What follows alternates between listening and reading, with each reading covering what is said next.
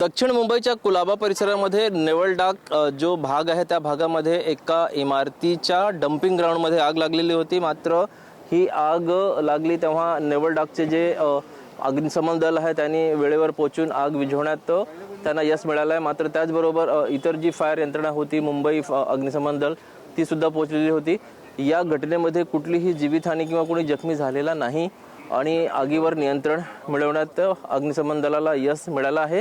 आणि ही आग कशामुळे लागलेली आहे त्याची जी चौकशी आहे ती सुरू आहे। मात्र नेव्ही जे PRO आहेत त्यांच्यातर्फे जी माहिती दिली गेली आहे त्या अनुषंगाने आगीवर पूर्ण नियंत्रण आहे आणि कुठलीही जीवितहानी किंवा कोणी जखमी झालेला नाही आणि आग कशामुळे लागलेली आहे याचा शोध सुरू आहे।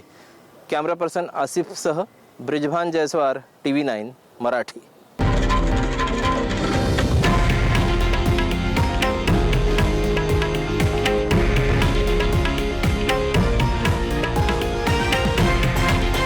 हे आहे देशातील नंबर 1 न्यूज नेटवर्क आणि आपण पाहत आहात TV9 मराठी, एकमेव।